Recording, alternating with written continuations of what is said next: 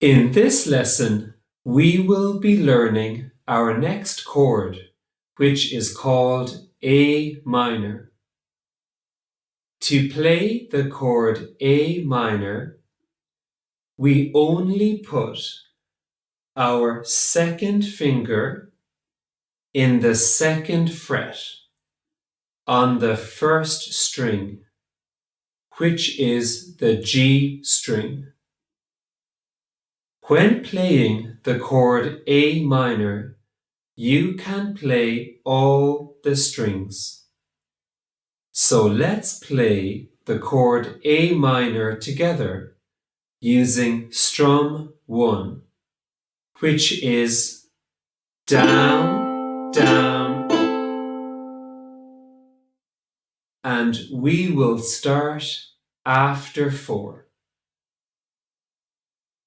1, 2, 3, 4.